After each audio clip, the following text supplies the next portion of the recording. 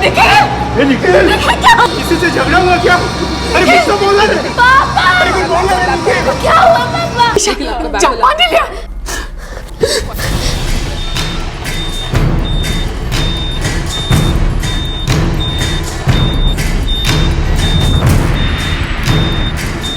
ए राजू तू ताबड़तोब घर आ जा। निखिल को कुछ हो गया है। अहो बाबा काय झालं? वो खून से लथपथ निकल घर पे आया और बेहोश हो गया। लेकिन कैसे? एक्सीडेंट हुआ क्या उसका? अरे मालूम नहीं है, उसको हॉस्पिटल ले जाना है, तू जल्दी आना। हिमांगी कहाँ है? हिमांगी कहीं बाहर गई, कुछ पता कर रही, पता नहीं क्या।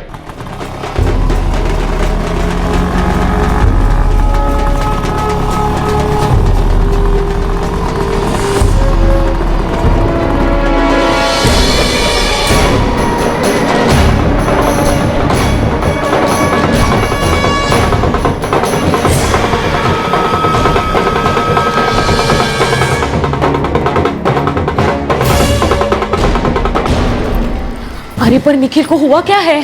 पता नहीं, बाबा ने कहा कि निखिल खून से लथपथ घर पे पहुंच गया और बेहोश हो गया। बाबा ने और कुछ कहा क्या? नहीं, अभी जाके। हेमांगी कहाँ है?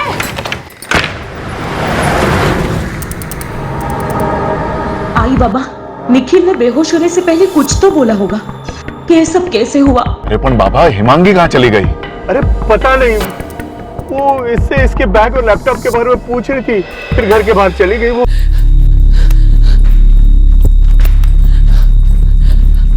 आई बाबा, निखिल कुठे आहे? डॉक्टर ने क्या कहा? अरे बोला ना, काय झालं? हिमांगी, निखिल का ऑपरेशन चल रहा है। डॉक्टर ने कहा कि वो क्रिटिकल है। राजू भाव, उसे रास्ते में होश आया था क्या? कुछ बोला उसने बैग और लैपटॉप के बारे में? नहीं, निखिल को होश नहीं आया। पर हिमांगी, ये सब कैसे हुआ, कुछ पता चला? कुछ पता नहीं चला राजू भाव। बेहोश होने से पहले उसने राहुल ऐसे बोला 2 बार और फिर उंगलियों से इशारा किया 3।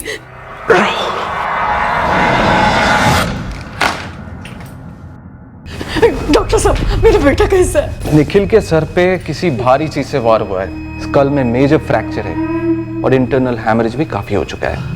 डॉक्टर साहब, जो लगेगा हम करने के लिए तैयार हैं, लेकिन आप प्लीज प्लीज मेरे छोटे भाई को बचाइए। मिस्टर सानप, हम पेशेंट को बचाने के लिए पूरी कोशिश कर रहे हैं, लेकिन इस वक्त हमें पुलिस को तुरंत बुलाना होगा, क्योंकि ये कोई एक्सीडेंट नहीं है, कोई अटैक मालूम होता है। अटैक? यस।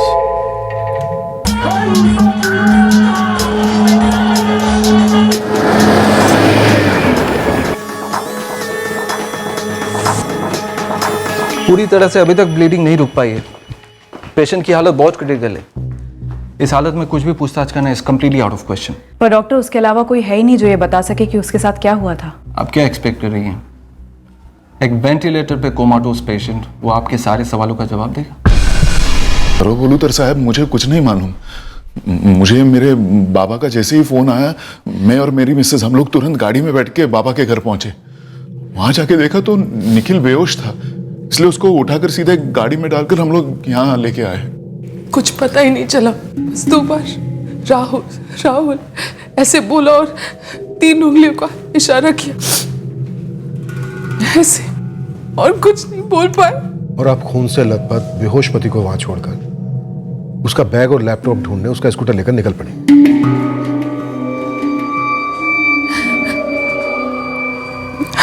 हिमांगी जी, उस बैग और लैपटॉप में ऐसी क्या कीमती चीज थी जो आपको अपने पति की जान से ज्यादा कीमती लगी? बैग में पैसे होते थे सर। मेरे हस्बैंड निखिल पैसे ट्रांसफर करने का काम करते हैं, तो उनके बैग में हमेशा पैसे होते हैं। मुझे लगा कि कहीं पैसों की वजह से कुछ हुआ ना हो, इसीलिए मैं उनका स्कूटर लेके निकल गई थी ऑफिस की तरफ, ये पता करने के लिए कि कहीं वहां तो कुछ नहीं हुआ। तो निखिल के ऑफिस से कुछ पता चला आपको? वहां से कुछ पता नहीं चला और पैसे का बैग भी नहीं मिला। मैंने काफी ढूंढने की कोशिश की।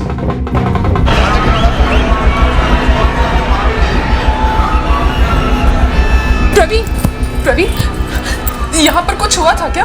अभी आप यहाँ इस वक्त और ये क्या हाल बना रखी है आप? तू वो सब छोड़ ना, यहाँ पे कोई लड़ाई लफड़ा ऐसा कुछ हुआ था क्या? लफड़ा कैसा लफड़ा भाभी? तेरे निखिल भाभी किसी ने कोई हमला किया यहाँ पे? क्या भाभी, निखिल भैया पे कोई हमला करेगा और हम देखते रहेंगे क्या? अभी आधे घंटे तो पहले तो निकले रोज की तरह। अच्छा तो उनका रोज का बैग उनके पास था और लैपटॉप? अब इतना ध्यान तो नहीं दिए।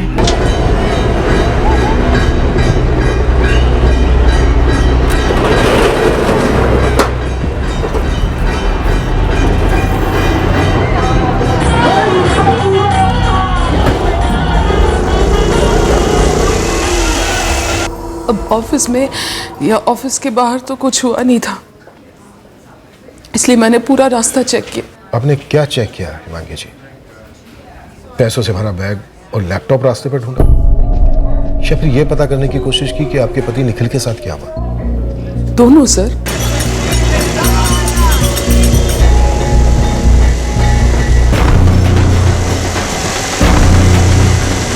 दिशा वेंचर्स नाम है निखिल की शॉप का। लोगों के पैसे ट्रांसफर करने का काम करता है।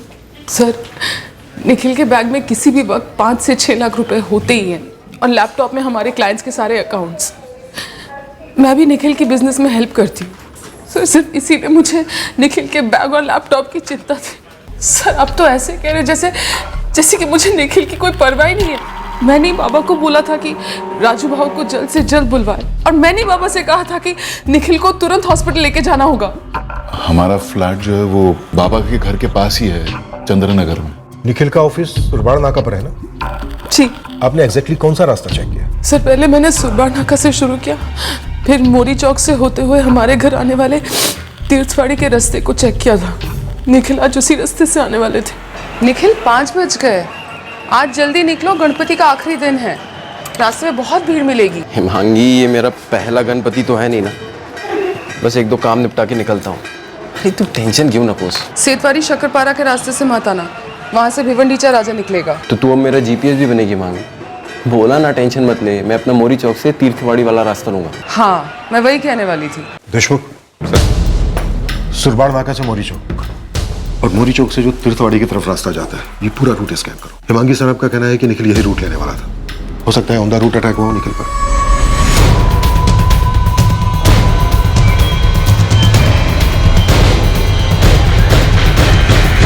सर इतना सुनसान रास्ता, लैंड अटैक करने के लिए इससे अच्छी जगह हो ही नहीं सकती। इसमें तो अभी हमने सुरबाड़ नाका टच किया, हो सकता है कि क्राइम सीन हमसे पीछे छोड़ गया हो। एक काम करते हैं, वापस चलते हैं, रूट स्कैन करते हैं एक बार फिर से।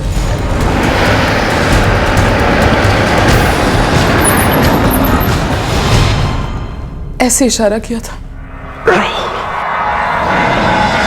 और राहुल ने? जी हाँ, 2 बार। आप लोगों ने भी सुना?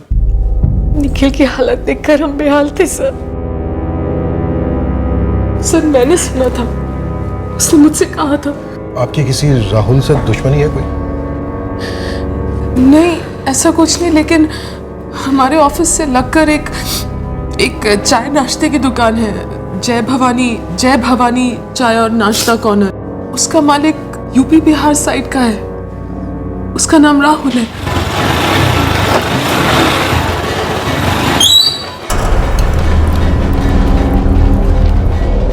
सेठ, सारे बिल कुंटे में हैं और सारे पैसे गल्ले में डाल दिए। दोस्त वही जाते हैं ना, तो हमको बताकर क्या जताना चाहते रे? ईमानदारी का विराट कोहली है तू? नहीं सेठ, बस बता रहा था आपको। हमारा मोबाइल कहाँ है? आपके ड्रॉवर में है और बज भी रहा था। मोबाइल नहीं बजेगा तो कहाँ बजेगा? तू बजेगा। सेठ, वो निखिल भैया है ना दिशा वाले, उन पे हमला हो गया है। हमला? कैसे हमला? तुझे कैसे पता? उनकी वाइफ आई थी, वही बता रही थी हमें। कब आई थी? बस अभी आधे घंटे पहले से। तुझे और कोई काम नहीं है क्या? जा रसोई में देख आलू गोश्त कितना है, जा, नहीं तो कल के बड़े समोसे बनने से रहे। जा जल्दी बता, जा। अब ये तो फॉरेंसिक टीम ही बताएगी कि ये खून निखिल सानप का है या नहीं। कामले। जी सर। फॉरेंसिक डिपार्टमेंट को फोन करो तुरंत। जी सर। सर इतना सुनसान रास्ता, गणेश विसर्जन की चहल पहल से एकदम दूर, और बहुत शांत भी है। हिमांगी जी, आप कह रही थी कि घर लौटते वक्त निखिल के बैग में हर रोज 5 से 6 लाख रुपए होते थे। जी, किसी ने ट्रांसफ़र कराने के लिए दिया या फिर किसी का ट्रांसफ़र जो हमने कराया वो कैश रहता ही था। ये पैसे तो हम ऑफिस में रख नहीं सकते थे, इसलिए निखिल रोज़ कैश घर लेकर आते थे। निखिल हर रोज 5 से 6 लाख रुपया कैश घर लेकर आते थे, तो ये बात उस पड़ोसी राहुल यादव को तो पता होगी। पता हो सकती है सर, लेकिन मुझे ये नहीं मालूम कि उसको पता है या नहीं। निखिल ने राहुल बोला था। मैं भी वही सोच रहा हूं।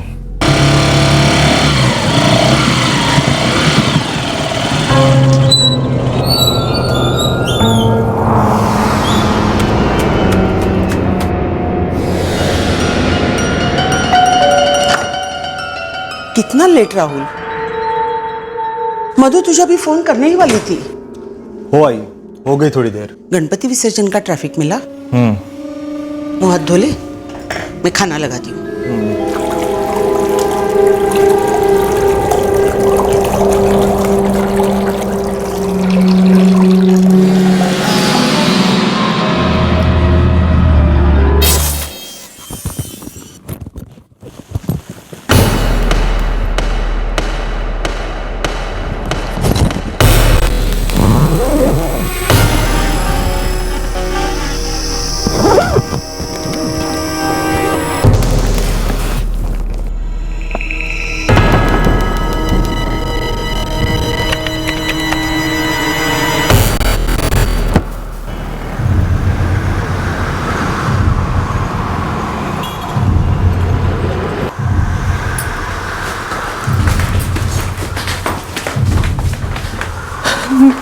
निखिल कैसे? आई एम सॉरी, आपके पति अब नहीं रहे। देखिए, मैंने आप सबको पहले भी कहा था कि पेशेंट की कंडीशन बहुत क्रिटिकल थी, हम उसे बचा नहीं पाए।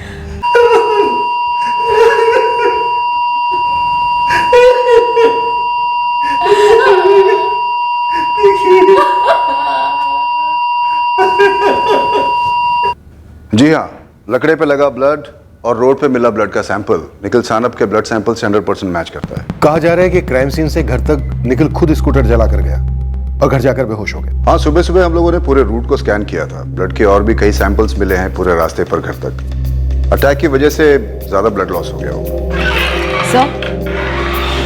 सर 15 मिनट पहले निखिल सानप की डेथ हो गई। अटेम्प्टेड मर्डर अब मर्डर केस बन चुका है। Well plan murder. इस प्लानिंग में रूट का अहम रोल रहा होगा। निखिल का ये रोज का रूट नहीं था। मोरी चौक से कट मारकर तीर्थवाली का सुनसान रास्ता लिया उसने, और शायद कातिल को ये पहले से मालूम था।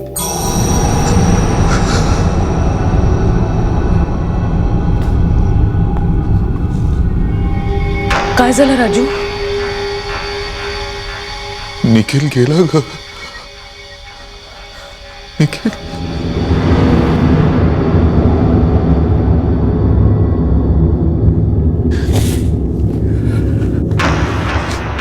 राजू, पुलिस को बता दे।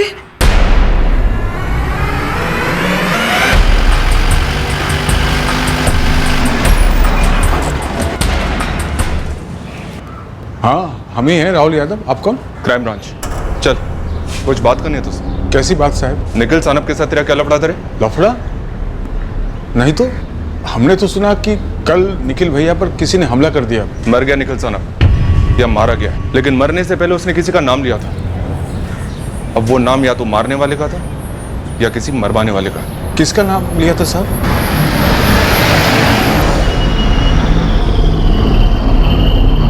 क्राइम सीन से हमें एक लकड़े का टुकड़ा मिला डॉक्टर, बहुत ही बड़ा और मजबूत। हाँ, किसी ब्लंट ऑब्जेक्ट के साथ सर पर वार हुआ है। और एक बात, वार एक बार नहीं कई बार हुआ। ये किसी चमत्कार से कम नहीं है कि मल्टीपल स्कल फ्रैक्चर और इतनी सीवियर हेमरेज के बावजूद विक्टिम ने क्राइम स्पॉट से लेकर अपने घर के गेट तक स्कूटर चलाई। चमत्कार तो है, पर क्या यह मुमकिन है निखिल का ऐसी हालत में खुद स्कूटर चलाकर क्राइम सीन से घर तक पहुंचना? Very doubtful. निखिल की जेब में उसका मोबाइल फोन था।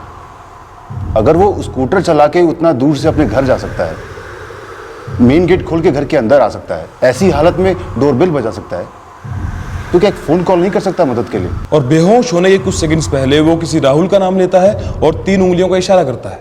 हम एक राहुल के फेस टू फेस इंट्रोगेट कर रहे थे, राहुल यादव को।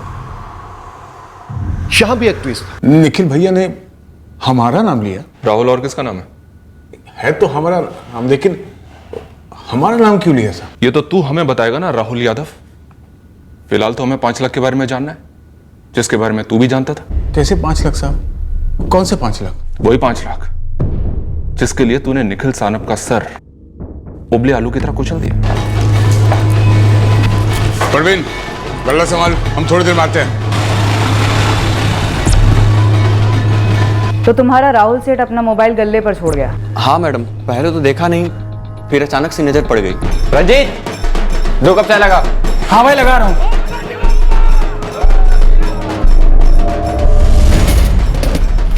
और रात को 9 बजे के आसपास वो दुकान पर लौट आया? जी मैडम। तुम्हारे हिसाब से हड़बड़ाया हुआ था? वैसे हैं पैदाशी खड़ूस मैडम, लेकिन कल रात कुछ ज्यादा ही चिड़े हुए थे। वो निखिल भैया है ना, दिशा वाले, उन पे हमला हो गया है। तुझे और कोई काम हम नहीं है क्या? जरा सुबह देख। निखिल भैया के हमले के बारे में सुनते ही वो एकदम हिल से गए। क्यों हिल गया था? हमला उसी ने कराया था? अब वो हम कैसे बता सकते हैं मैडम? ये बताओ, राहुल यादव और निखिल सानप के बीच में क्या दुश्मनी थी? प्रवीण, मर्डर केस है, हमसे कुछ छुपाओगे तो ना गले के रहोगे ना रसोई के, सिर्फ जेल में सड़ोगे। वैसे मैडम, जानलेवा दुश्मनी तो नहीं है। अब अगल बगल 2 दुकानें हो तो थोड़ी बहुत तो नोक झोंक रहती है ना मैडम। नहीं नहीं, कल सबसे पहले आपका ही काम होगा। जी जी, मैं फोन करता हूं आपको। हे राहुल, इकड़े। हाँ निखिल भैया, वो एंट्री देख एंट्री। तेरे को कितनी बार ये बात समझानी होगी कि ये कचरा यहाँ पड़ा नहीं रह सकता। कि आखिरी वार्निंग दे रहा हूँ राहुल यादव, कि तेरा गांव नहीं है, महाराष्ट्र है, महाराष्ट्र। क्या समझा? देखिए निखिल भैया, गलती मानते हैं हम अपने लड़के को 2 चमाट लगा देंगे जिसने गर्म मचाई है, पर आप भी बात को लिमिट में रखिए। ये प्रांत क्यों बीच में घसीट रहे हैं? तेरी ही बिरादरी के 2 लड़कों को 2 थप्पड़ लगाने से कुछ बदलने वाला है राहुल यादव? अरे तुम लोग यहाँ की कदर क्या जानो? आकर धंधा तो जमाते हो, लेकिन जमकर गंदगी भी फैलाते हो। एक छोटी सी गलती क्या हो गई? अब तो मौका ढूंढते हो बाहर वाले अंदर वाले की बात छेड़ने के लिए। छेड़ूंगा, रोज छेड़ूंगा। देख यादव, अगर आज के बाद मुझे आलू का एक छिलका भी यहाँ दिख गया ना, 4 अलग अलग डिपार्टमेंट में तेरी कंप्लेंट ठोकूंगा। सब जगह अपने लोग तेरी ऐसी वाट लगाएंगे ना कि 1 वे टिकट कटाकर लौट जाएगा जहां से भी तू आया है। आप जिसे लड़ाई वड़ाई बोल रहे हैं ना, वो हमारे बीच बस नोकझोंक थी, कोई ऐसी दुश्मनी नहीं थी। वो तुम्हें बाहर वाला कहता रहता था, तुम्हें गुस्सा नहीं आता था? आता था, लेकिन गुस्से से ज्यादा डर था साहब, कि कहीं किसी और को भड़का उड़का दिया तो हमारा तो धंधा चौपट हो जाएगा ना, और ऊपर से जान माल का खतरा वो अलग। हम इसी डर में धंधा करते हैं साहब। हम क्या मर्डर के बारे में सोचेंगे? दुश्मनी 2 व्हीलर की तरह होती है यादव। अगर एक पहिया गुस्सा है तो दूसरा डर है, और इसी डर को मिटाने के लिए तूने निखिल सानप को मिटा दिया है? नहीं साहब, तो कल 6:45 बजे अपनी बाइक से निकला तो तू अपने गैंग से जाकर मिला। तूने अपनी गैंग को आगाह किया और फिर तुम सब ने मिलकर इस साजिश को अंजाम दिया। कौन था वो? नाम, नंबर, पता, तीनों बता मुझे। हमारा कोई गैंग वैंग नहीं है साहब। हम तो अपना मोबाइल तक अपने गले में भूल गए थे। हम क्या किसी को आगाह करते? मोबाइल गले पर छोड़ना भी साजिश का एक हिस्सा था, और ये पैंतरा ना आजकल हर दूसरा क्रिमिनल इस्तेमाल करता है ताकि उस पर शक ना उठे। शक कैसा साहब? अरे हम तो आलू की बोरियां उठाने गए थे बाबा नगर मार्केट। विसर्जन की भीड़ जबरदस्त थी, इसलिए हमें अंदर का लंबा रास्ता लेना पड़ा। और जब तक हम मार्केट पहुंचे तो पता चला रमाकांत दुकान बंद करके घर चला गया।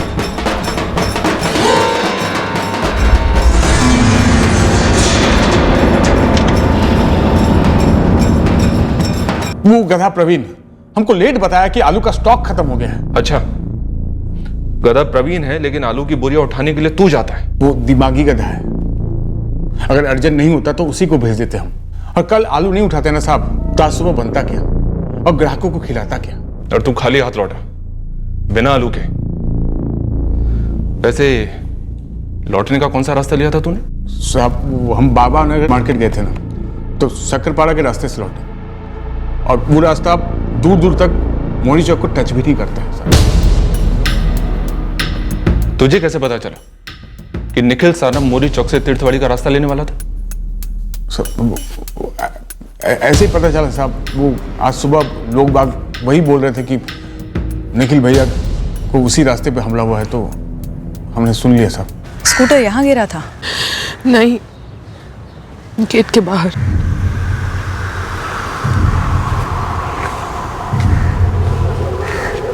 निखिल ने जो कल रूट लिया था मोरी चौक से तीर्थवाड़ी वाला, वो सिर्फ कल लिया था गणेश विसर्जन की वजह से? हो, मतलब विसर्जन के 5वें और 7वें दिन पर भी वो उसी रूट से घर आए थे। काफी लंबा रास्ता है और सुनसान भी। जी, पर सेठवाड़ी शक्करपाड़ा के रोज वाले रूट में इतना ज़्यादा ट्रैफिक जाम रहता है कि घर पहुंचते पहुंचते बहुत लेट हो जाता था।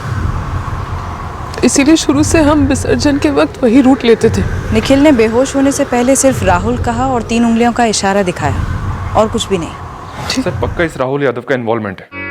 एक तो ये मोबाइल गले पर छोड़ कर गया, फिर ये 9 बजे वापस लौटा, और इसकी हड़बड़ाई कंडीशन। 2 लोग और साथ रहे होंगे इस राहुल यादव के, क्योंकि हिमांगी ने बताया कि निखिल ने 3 उंगलियों से इशारा किया। इस इशारे का मतलब हो सकता है कि निखिल पर 3 लोगों ने अटैक किया। सर बैग में तकरीबन 5 लाख रुपए का कैश मर्डर का मोटिव हो सकता है, या फिर 5 लाख रुपए की लूट के पीछे असली मोटिव छिपाया जा रहा है। 5 लाख रुपए की लूट काफी बड़ा बहाना लग सकता है, और मैं इस बहाने वाले एंगल से अट्रैक्ट हो रहा हूं, क्योंकि निखिल की पत्नी हिमांगी, उस पर मुझे स्ट्रॉन्ग डाउट हो रहा है। अब छोटा मोटा घाव था तो समझ में आता, पर हिमांगी 5 लाख रुपए और लैपटॉप ढूंढने निकल पड़ी। उस वक्त निखिल की हालत क्या थी हम सब जानते हैं, तो हिमांगी ने भी देखा ही हो। लेकिन उसकी हालत किसने की, कैसे की, क्यों की? क्या निखिल की पत्नी हिमांगी इस बारे में जानती थी?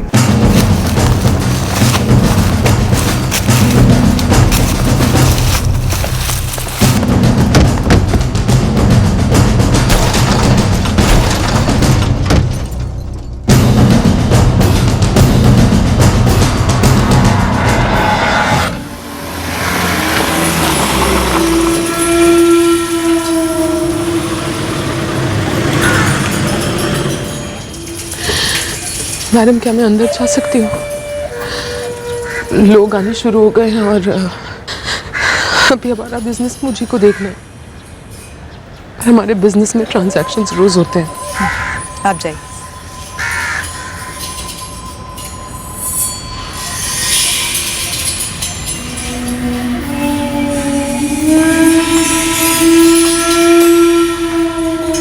मैडम, उस राहुल यादव से कुछ पता चला आपको? नहीं, पूछताछ चल रही है। क्यों, आपको कुछ कहना है?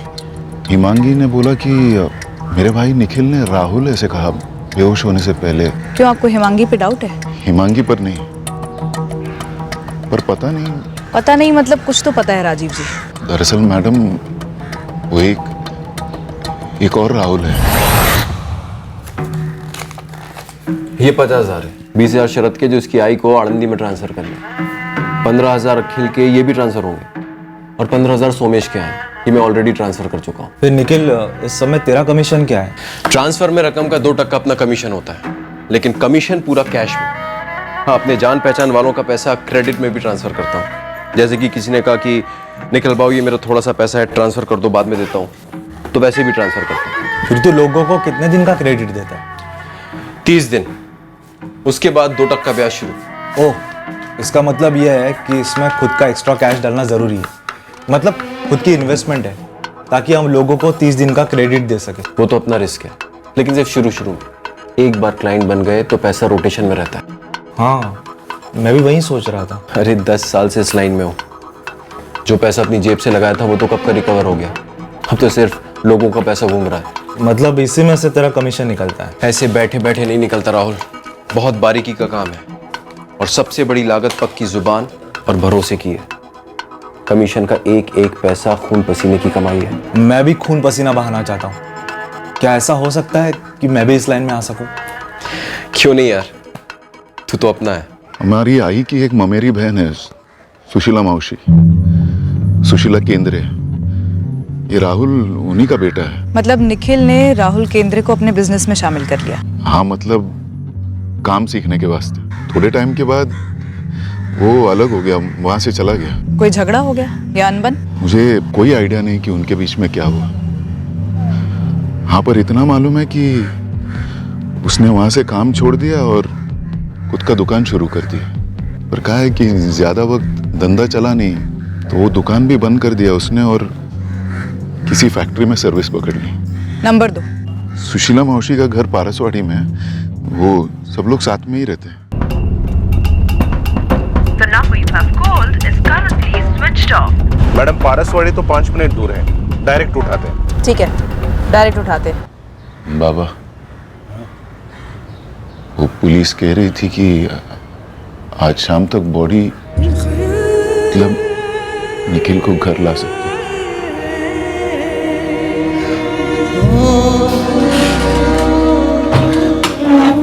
काकी, हाँ, ये बैंक में डिपॉजिट करने हैं, चेक्स भी। सतीश भाई से 10,000 रुपए लेने हैं, ठीक है? ये उनके गांव का पता है। तुझे मालूम है ना उनका दुकान कहाँ है? वो काकी। अच्छा।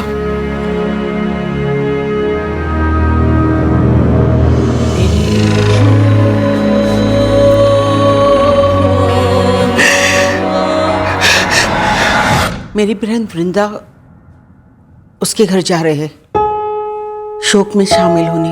आपका बेटा राहुल कहाँ है? पता नहीं, वो सुबह से ही घर से निकला है, कुछ बताया नहीं। उसका फोन भी बंद आ रहा है। तुम राहुल की पत्नी हो? ओह, पक्का सुबह ही निकला था। कल रात को तो नहीं गया था गायब होने के लिए? क्या बोल रही है? वो रात को घर आया था, खाना खाया, सो गया, सुबह निकल गया घर से। गायब होने के लिए मतलब? गायब होने के लिए नहीं निकला होगा तो ये अच्छा होगा।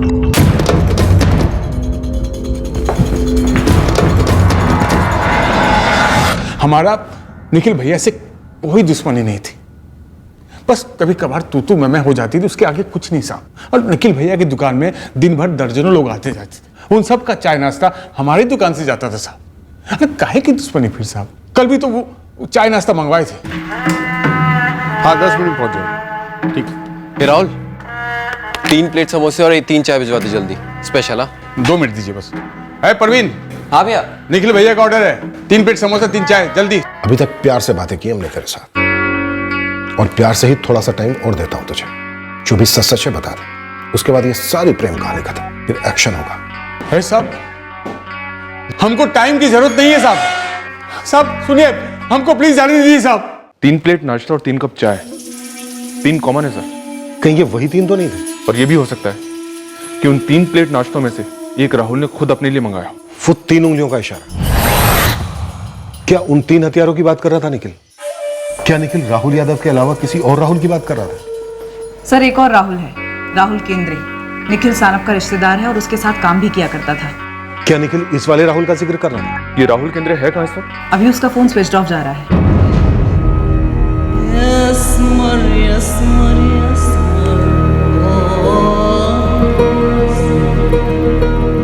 वृंदा, ये सब कैसे हुआ? समझते किसने दुश्मनी निकाली मेरे निखिल के? पता नहीं। राजू जी, निखिल को घर कब तक ले आएंगे? अभी थोड़ी देर में।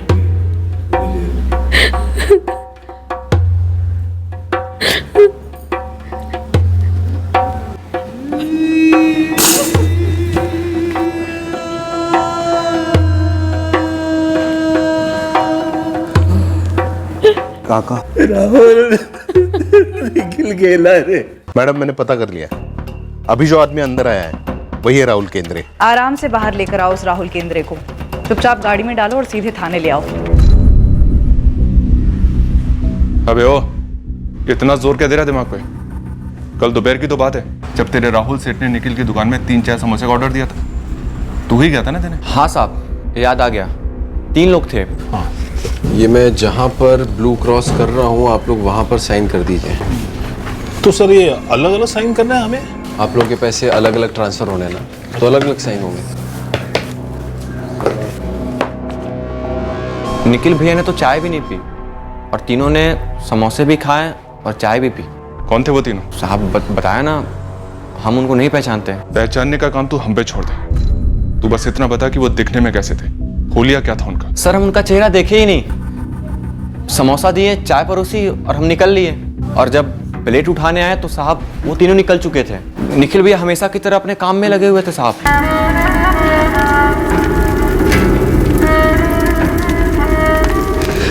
हिमांगी,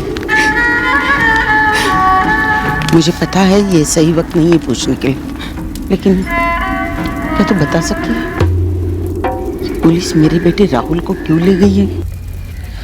यहाँ पे जब हम आ रहे थे तब वो पुलिस वाली मैडम आई थी। वो बोल रही थी कि राहुल गायब है। वो ऐसे कैसे बोल सकती है? उसे किसी ने पट्टी पड़ा के भेजा था क्या? आप ये गायब वायब क्या बोले जा रहे हो? फोन क्यों बंद रखा है तूने? बंद रखा नहीं है साहब, बंद हो गया है, बैटरी डाउन है। अब ये कब से जुर्म होने लगा? जुर्म तो हो गया है राहुल केंद्रे। तो हर बेवकूफ मुजरिम की तरह तूने सोचा कि तू फोन बंद कर लेगा तो हम तुझ तक पहुंच नहीं पाएंगे। जैसे बिल्ली सोचती है कि दूध पीते हुए वो अपनी आंखें बंद कर लेगी तो दूध पीते हुए उसे कोई देख नहीं पाएगा। आपका ये दूध मलाई वाला ही ना मेरे दिमाग का दही कर रहा है। कहीं आप लोग निखिल के मर्डर में मेरा नाम तो नहीं ले रहे? नाम तो तेरा खुद निखिल ने लिया है मरने से पहले। मेरा नाम क्यों लेगा वो? क्योंकि तूने अपने 2 साथियों के साथ मिलकर निखिल को जान से मार डाला।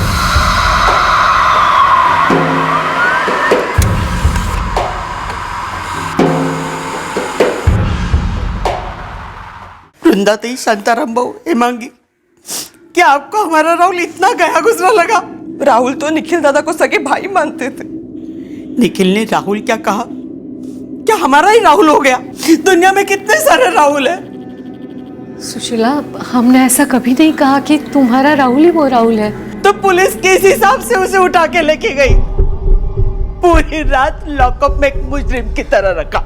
दुनिया में हमारी जो बदनामी हुई है वो तक हम कभी नहीं पहुंच सकते।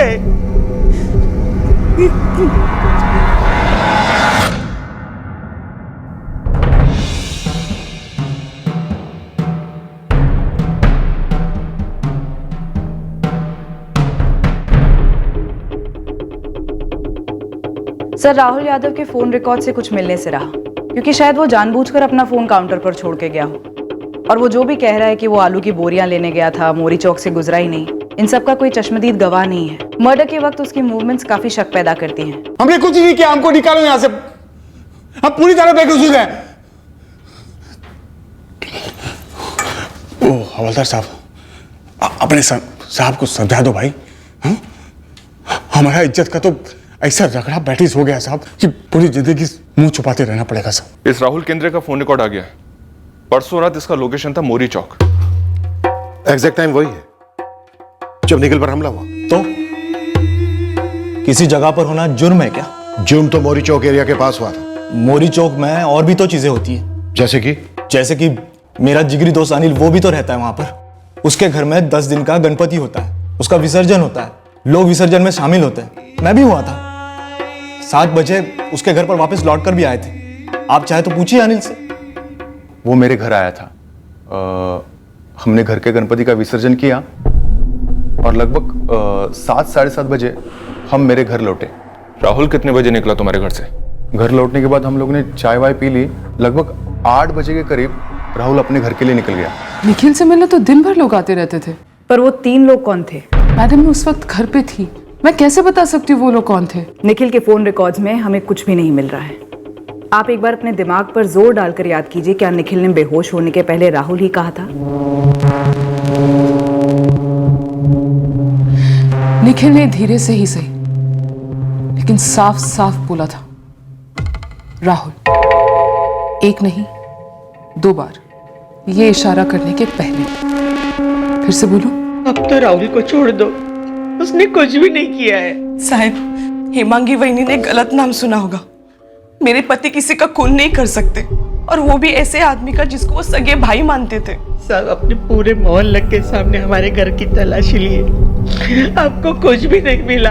अब तो राहुल को आपको छोड़ना ही पड़ेगा। मुझे पता है, आपको मेरा नाम राजीव भाऊ ने बताया है। अगर कोई तेरा नाम नहीं भी बताता तो भी हम तेरे तक पहुंचे जाते।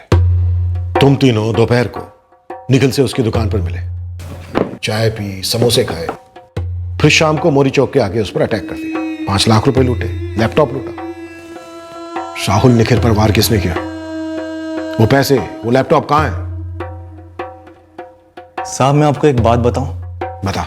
साहब कहीं ऐसा तो नहीं है कि निखिल ने हेमांगी वहिनी को राहुल नहीं राजू बोला? राजू? ऐसा भी तो हो सकता है ना कि बेहोश होने से पहले निखिल ने राहुल नहीं राजू कहा हो। कौन है राजू? निखिल के बड़े भाई राजीव, जिन्हें हम सब लोग राजू भाऊ बुलाते हैं। तेरे कहने का मतलब यह है कि निखिल की पत्नी हेमांगी झूठ बोल रही है? आप खंगाली हैं? राजू भाऊ का पास्ट खंगाली, उनका झगड़ा था प्रॉपर्टी को लेकर। सर, राहुल और राजू सुनने में कंफ्यूजन हो सकता है। वैसे यहाँ 2 राहुल हैं सर, एक राहुल यादव और दूसरा राहुल केंद्रे। हो सकता है सर कि हिमांगी ने सुनने में गलती की हो, या फिर एक राहुल यादव की दुकान उनके ऑफिस के बगल में है, तो शायद उसने दिमाग में पहले से राहुल ही गैस कर लिया हो। ये भी पॉसिबिलिटी है कि जो पत्नी खून से लथपथ अपने पति को हॉस्पिटल पहुंचाने के बजाय पैसों से भरा उसका बैग और लैपटॉप ढूंढने निकल सकती है, वो हमें कोई मनगढ़ंत कहानी सुना रही है। ऐसी औरत की बात को हम कितना सीरियसली ले सकते? और शायद ये राहुल कहने वाली बात भी मनगढ़ंत हो, हमें पूरी तरह से गुमराह करने की कोई चाल हो। सर, कहीं उंगलियों का इशारा किया ही ना हो, हेमांगी ने सब कुछ खुद ही रचा हो। बाबा, राजू भाऊ को फोन करो, निखिल को हॉस्पिटल लेके जाना पड़ेगा। मैं बाहर देख कर आती हूँ क्या हुआ है। हिमांगी ने निखिल से फोन करके कहा था कि वो क्राइम सीन वाले रास्ते से आए। अच्छा सुनो, सेतवारी और शक्करपाड़ा के रास्ते से बिल्कुल मत आना, वहां से भिवंडीचा राजा निकलेगा। सर, अगर हेमांगी खुद हॉस्पिटल ले जाती तो निखिल के बचने के चांसेस थे, लेकिन उसने किया क्या? शांताराम जी से कहकर अपने जेठ राजीव सानप को बुलवाया। खुद भी फोन कर सकती थी, लेकिन इन सब में देर हो गई और निखिल की कंडीशन बदतर हो गई। मुझे लगता है स्क्रिप्ट के अनुसार निखिल को क्राइम सीन पर ही दम तोड़ देना, और ये जो चमत्कार हुआ, मेरा मतलब निखिल का स्कूटर चलाकर अपने घर तक पहुंचना, ये आउट ऑफ स्क्रिप्ट, जिसकी वजह से सारा प्लान उथल-पुथल हो गया। नहीं, ऐसा कुछ तो नहीं, लेकिन हमारे ऑफिस से लगकर एक चाय नाश्ते की दुकान है, उसका मालिक यूपी बिहार साइड का है, उसका नाम राहुल है। राहुल यादव की तरफ हमें हेमांगी ने भेजा और राहुल केंद्र की तरफ राजीव सानप ने। हिमांगी ने हमें 3 लोगों के बारे में बताया सर, ये कहते हुए कि निखिल ने 3 का इशारा किया था। घर के किसी भी सदस्य ने ना देखा ना सुना, नो प्रूफ। मुझे लगता है झूठ का चक्रव्यूह रचा गया है, लेकिन इसमें एक बात सच है कि निखिल सानप का मर्डर हुआ है और उसका पैसों का बैग और लैपटॉप दोनों लूटे।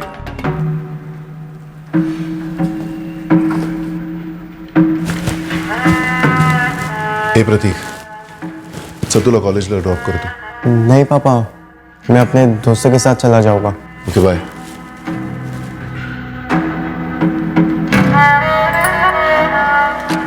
आई बाबा के घर कुछ दिन रहने जाए क्या? वैसे आज जाते जाते मैं उन्हें मिल के जाने ही वाला था। ये भी ठीक रहेगा।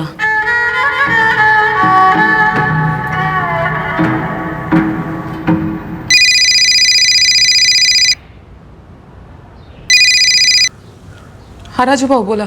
हाँ हेमांगी, क्या चल रहा है? बस मैं शाम को आके मिलता हूँ तुम्हें। ठीक है। देखो, राजीव सानप, हेमांगी सानप दोनों के फोन रिकॉर्ड्स निकलवाओ। स्मिता, अपने खबरियों को काम पर लगा दो। सर, मैं उनकी टच में हूँ। राहुल केंद्रे ने प्रॉपर्टी का मामला बताया था, लेकिन इसके अलावा यहां मामला कुछ और भी है। राहुल यादव, राहुल केंद्रे दोनों को कोर्ट में हाजिर कर कस्टडी एक्सटेंड करवाओ। जब तक किसी को भी पूरी की पूरी क्लीन चिट नहीं मिल जाती, कोई भी हमारे शक के दायरे से बाहर नहीं है।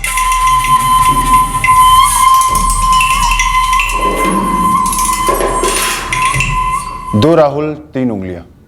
वो कहते हैं ना कि जब किसी के ऊपर एक उंगली उठाओ तो बाकी की 3 उंगलियां उठाने वाले की ओर इशारा करती है। इस केस में हिमांगी 3 उंगलियों का इशारा कर रही है, ये कहते हुए कि निखिल ने ऐसा इशारा किया था। यह भी हो सकता है कि राहुल केंद्रे ने जो उंगली राजीव सानप की तरफ उठाई, उस वक्त तीनों उंगलियां खुद राहुल केंद्रे की तरफ थी। सस्पिशन उस पर तगड़ा था क्योंकि क्राइम के दौरान वो क्राइम लोकेशन के आसपास ही था। यह केस एक ऐसे चौराहे पर आकर खड़ा हो गया था जहां 4 प्राइम सस्पेक्ट थे, राहुल यादव, राहुल केंद्रे, हेमांगी सानप, राजीव सानप। लेकिन इन चारों के खिलाफ हमारे पास कोई कॉन्क्रीट एविडेंस नहीं था। शक की सुई चारों पर बराबर घूम रही थी। पर आखिरकार हमने शक की सुई का इशारा पकड़ ही लिया। कैसे? दरअसल वो इशारा हमें खुद निखिल सानप ने ही दिया था।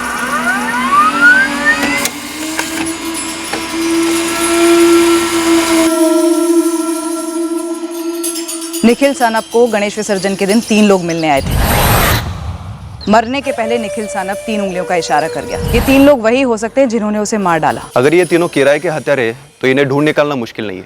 लग जाता हूँ निखिल सानप के ऑफिस के बाहर और बाकी जगह। हिमांगी और राजीव सानप के एरिया में फैल जा, एक एक से पूछताछ करो, कुरे दो। ठीक है मैडम, समझ लो। अरे कमाल है, इस सब के बीच में ये मसला कहां से उठाया आप लोगों ने? तुम्हारे सगे छोटे भाई निखिल सानप का मर्डर हुआ है, वो भी एक सोची समझी साजिश के तहत। मसला तो उठेगा, बस हमें हमारे सवालों के जवाब चाहिए। हे बघा, आमचे बाबा गरम दिमाग वाले हैं। म्हणजे अभी उतना नहीं, पर पहले एकदम परशुराम वाला गुस्सा था। तो एक बार ऐसे ही गुस्से का दौरा गिरा और उन्होंने ले लिया वो फैसला। तुम्हारे घर से हमारा थाना 20 मिनट की दूरी पर है और आज कोई विसर्जन भी नहीं। तुरंत हमारे थाने पहुंचो। हो, अगर ये उस राहुल केंद्रे की ही चुगली है, उसने पुलिस के दिमाग में जहर भर दिया होगा। तुम दोनों ये गंगा जमुना बहाना बंद कर दो। मैंने कहा ना कि मैंने कुछ नहीं किया है। ये उन लोगों की चाल है मुझे फंसाने की। वो पुलिस वाली मैडम बोल रही थी कि जिस एरिया में निखिल दादा का कत्ल हुआ उस शाम आप वही थे। वहां पर आधी भिवंडी थी विसर्जन में डांस करती हुई, तो वो सारे लोग शामिल थे क्या इस मर्डर में?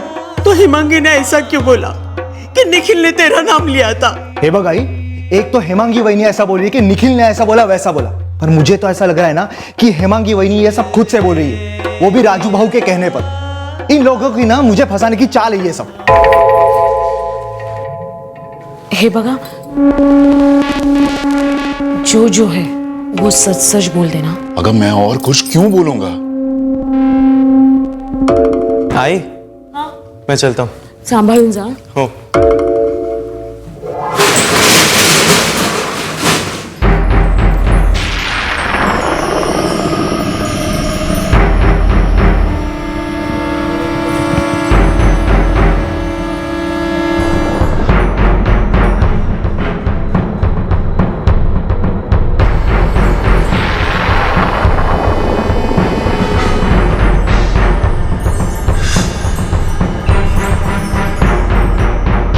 वहां तो चाय दे, और एक यहाँ चाय लगा।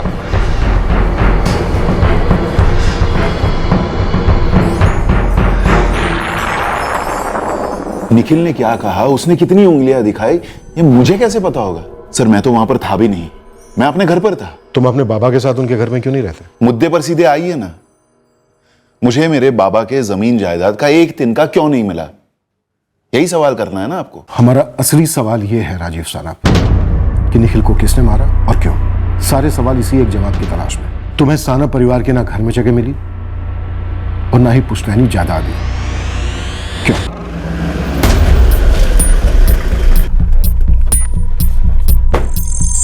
वो जो निखिल भैया की पत्नी है ना, वो बहुत आया करती थी दुकान पे। क्या कोई और भी थी जो यहाँ पे आती थी? वो सब तुमको नहीं मालूम। तुझे नहीं पता तो किसे पता है? अगर किसी को पता होगा तो वो है प्रवीण।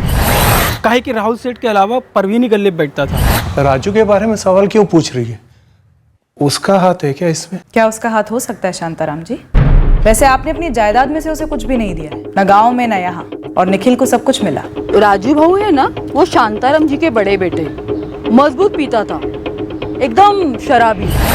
हमारा वॉचमैन है ना, वो बोल रहा था कि हर रात को उसको गेट से फ्लैट तक कंधा देना पड़ता है। तो तुम्हारे बाबा की दुश्मनी शराब से थी। उन्हें डर था कि तुम पूरी जायदाद को शराब की बोतल में उतार दोगे। हो, पर शराब का नशा तो छुड़ाया भी जा सकता था। प्रॉपर्टी तुम्हारी बीवी, तुम्हारे बच्चों के नाम पर की जा सकती थी। हाँ, पर उन्होंने ऐसा किया नहीं। तुम लड़े नहीं निखिल से? लड़ा ना, निखिल से, आई से, बाबा से, पर सर किसी ने मेरी एक नहीं सुनी। वो हमारे सुनता कहाँ था, शराब उसे पी गई थी। तो मेरा बेटा निखिल उम्र में उससे छोटा था, लेकिन कितने मेहनत से उसने अपना बिजनेस शुरू किया था। निखिल ने सिर्फ बिजनेस आगे नहीं बढ़ाया था, बल्कि हम बूढ़े माँ बाप और इस घर को संभाला था। राजू वो खुद को नहीं संभाल पाता था। आई, तुझे लगता है बाबा जो कर रहे हैं वो ठीक है? और तू जो अपनी जिंदगी के साथ कर रहा है ये बरोबर है? अरे मत, चांस दो मुझे। क्यों बाबा, सेकंड चांस द्या मला। मैं निराश नहीं करूंगा किसी को, आई शपथ। चांस स्कूल के बच्चों को दिया जाता है, और तेरा खुद का बच्चा 11वीं में पढ़ रहा है। 11 साल से तू सुधरने की बात कर रहा है। ना तू सुधरेगा, ना तू शराब छोड़ेगा। वो आई, शराब छोड़ दूंगा मैं, संभालूंगा मैं अपने आप को। तेरे से खुद की नौकरी संभलती नहीं है, तेरा घर हम संभालते हैं, तेरे घर का ईएमआई निखिल भरता है। पता है मुझे, हर बार बताने की जरूरत नहीं है, और मैं उसका हिसाब चुकता कर दूंगा अपने हिस्से से। मुझे मेरा हिस्सा दे दो, मेरा भी हक है उस जमीन पर। बस बगैर जिम्मेदारी निभाए हक की बात करता है। ये कोई पुश्तैनी जमीन नहीं है, मैंने खड़ी की है और मेरी मर्जी उसको दूंगा, किसी को भी। दे दो अपने लाडले को। निखिल निखिल निखिल, उसी से प्यार किया ना आई जिंदगी भर, मैं तो कुछ भी नहीं। अरे आमच्यासाठी तुम दोनों बराबर हो। हे वृंदा, तुझ्यासाठी असतील दोन्ही बराबर, मेरे लिए नहीं। बग बग, निखिल के रगों में हमारा खून तोड़ रहा है और इसके रगों में शराब। एक जिम्मेदारी निभाता है और दूसरा जिम्मेदारी डुबाता है। निखिल निखिल निखिल, पक गया था मैं उसके नाम का और उसकी अच्छाइयों का भजन सुन सुनकर, लेकिन वो मेरे साथ अच्छा नहीं था। उसने भी मेरे साथ नाइंसाफी की। दादा, मैंने बाबा को थोड़ी ना बोला ये फैसला करने के लिए। पर तू फैसला बदलने के लिए तो बोल सकता है ना। क्या है, ज्यादती हो रही है मेरे साथ। सबसे ज्यादा ज्यादती आप खुद कर रहे हैं अपने साथ। तू ये लेक्चर वेक्चर मत दे, हाँ? कर लगा, मुद्दे पे आ। तू बाबा के साथ मेरे लिए बात करने वाला है कि नहीं? मैंने आज तक बाबा से उनकी जायदाद के बारे में कोई बात नहीं की है। हाँ, उन्होंने मुझे अपने साथ रहने को कहा तो मैं रह रहा हूं, लेकिन मैंने अपना पूरा बिजनेस अपने बलबूते पर खड़ा किया है। तू बाबा के साथ मेरे लिए बात करेगा कि नहीं, ये बता। उनकी जमीन है, उनका हक है, जिसको चाहे देंगे। मतलब तू मेरे लिए बात नहीं करेगा? बाबा मुझसे कह रहे हैं आपसे बात करने के लिए। प्रतिभा वैनी रोज फोन करके आई के सामने रोती है आपकी शराब की लत को लेकर। अरे प्रतीक का तो सोचिए दादा, बच्चा है लेकिन सब देख रहा है, समझ रहा है, उस पर क्या प्रभाव पड़ रहा होगा, आपने कभी सोचा है? वाह वाह वाह वाह वाह वाह, तू संत के रूप में सांप है। मेरा साइड लेने के बजाय तू चुपचाप उनकी नजरों में मुझे बुरा बनाते जा रहा है, ताकि बाबा अपना फैसला कभी नहीं बदले। आप बदल जाइए, शायद फैसला भी बदल जाए। मैं बदल गया, मैंने दारू छोड़ दी। 2 साल हो गए, एक बूंद नहीं। लेकिन तुम्हारे बाबा का फैसला नहीं बदला, चत्ती भर भी नहीं। निखिल को मैंने मरवाया, ऐसा कहना चाह रहे हैं आप? गुस्से के मारे, जलन के कारण? कोई और कारण है? सर, होने को बहुत सारे कारण हो सकते हैं, पर सिर्फ एक कारण की वजह से आपके सारे कारण झूठे साबित होंगे, और वो ये है कि निखिल मेरा छोटा भाई था। हमारे बीच में जो गुस्सा था, जितनी जलन थी, उस सबको मिलाकर जितना बनता है ना सर, उससे दुगना प्यार था। तुम लोगों के इस प्यार के बारे में ना तो किसी ने हमसे कुछ कहा और ना ही हमने सुना। सर, हिमांगी ने कहा कि निखिल ने राहुल बोला और 3 उंगलियों से इशारा किया, वो भी किसी ने देखा नहीं ना सुना, आपने मान लिया। उसने राहुल यादव का नाम लिया, ये हमने माना नहीं, सुना। तुमने राहुल केंद्रे का नाम लिया, ये भी हमने माना नहीं, सुना है। सर, राहुल केंद्रे का नाम लेने के पीछे मेरे पास ठोस कारण था। वो वहां काम करता था और अचानक वहां से चला गया। राजीव, अब तो तुमने शराब भी छोड़ दी, तो निखिल के रास्ते से हट जाने से तुम्हारे बाबा का फैसला तुम्हारी तरफ होने का तगड़ा चांस है। ये जो मनगढ़ंत कहानी बुन रहे हैं ना मुझे फंसाने के लिए, वो पूरी तरह से फालतू है सर। आपको मैं गारंटी देता हूं, मेरे खिलाफ आपको कुछ नहीं मिलेगा। हाँ, पर इतना जरूर होगा कि जिसने भी ये साजिश की है ना, वो पक्का आपके हाथ से निकल जाएगा सर। नाम तो बताओ, कौन है वो? राजू? निखिल ने राहुल की जगह राजू तो नहीं कहा था? मैडम, हमने पहले ही कहा था कि हमने ठीक से कुछ देखा ही नहीं था। निखिल खून से लथपथ घर में आया और उसे इस हालत में देख के हम चौंक से गए थे। अब उसने क्या कहा, क्या इशारा किया, हमारे तो कुछ समझ में नहीं आया था ना। आपको किसने कहा कि उसने राजू कहा? मैं बस ऐसे ही पूछ रही थी वृंदा जी।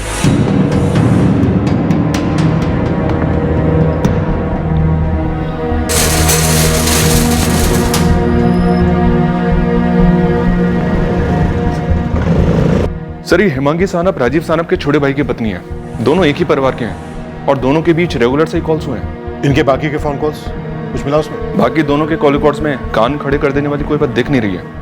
सारे कॉल्स काम से ही रिलेटेड है। सर, खबरी फील्ड पर हैं, पर उन 3 लोगों के बारे में कोई डिटेल्स नहीं मिली हैं जो उस दोपहर को निखिल से मिले थे।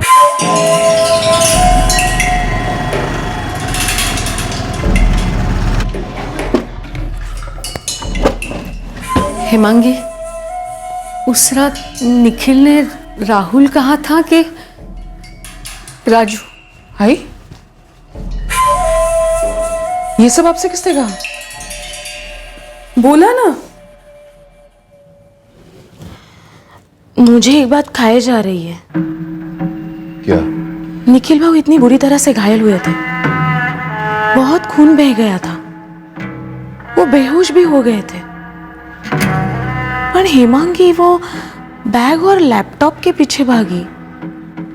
कुछ समझ में नहीं आ रहा है। ये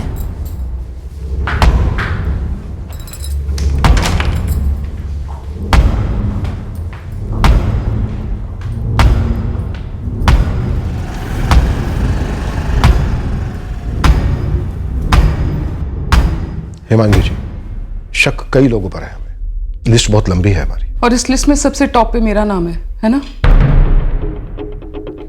ठीक है, मैं कबूल करती हूं कि मैंने आप लोगों से झूठ पे झूठ बोला। निखिल ने राहुल का नहीं, राजू का नाम लिया था, जो भाऊजी के घर का नाम है। राहुल यादव का नाम मैंने आप लोगों को गुमराह करने के लिए लिया था, और निखिल के मर्डर में मेरा हाथ है, इसलिए मैं उसको मरता छोड़कर बैग और लैपटॉप लेने के लिए निकल गई थी। खुश? मिल गया सच आपको? अब बताइए क्या करना है। पहले आप बताइए कि इसमें ड्रामा कितना है और हकीकत कितनी है? सर, हकीकत यह है कि मैं अपने पति की सिर्फ पत्नी ही नहीं, बिजनेस पार्टनर भी थी। हर एक क्लाइंट, हर एक ट्रांजैक्शन की मुझे भी उतनी ही खबर रहती थी जितनी कि निखिल को। सिर्फ इसलिए मैं चली गई थी क्योंकि गुम हुए पैसे हमारे नहीं, क्लाइंट्स के थे। उनकी जान बसी होती उन पैसों में। आपके पति की जान जा रही थी हेमांगी जी। मैं कैसे आपको समझाऊं कि मैं सोच भी नहीं सकती थी कि उसकी जान चली जाएगी। हाँ, मुझे मालूम था कि चोट गहरी है, पर मुझे लगा बाबा और भाऊजी हॉस्पिटल मैनेज कर लेंगे। लेकिन उस दिन, उस वक्त वो पैसे नहीं मिलते, वो बैग और लैपटॉप नहीं मिलता, तो अगले दिन टेंशन डबल हो जाती। सिर्फ इसलिए मैं तुरंत निकल गई। ये बात हजम नहीं हो रही। तो हाजमे की गोली खा लीजिए सर, और मेरे सामने सबूत रखिए कि मैं अपने पति का मर्डर क्यों करवाना चाहूंगी। मेरे पति, जो मेरे आखिरी दम तक मेरे पति रहेंगे। रही बात राहुल की, मुझे नहीं मालूम निखिल ने राहुल का नाम क्यों लिया, पर अस्पताल में जब आपने मुझसे पूछा तो मेरी जहन में राहुल यादव का नाम आया, सो मैंने बोल दिया। लेकिन आपने राहुल केंद्रे का नाम नहीं बोला। अरे मैं सोच ही नहीं सकती थी कि राहुल केंद्र निखिल के साथ ऐसा कुछ करेगा।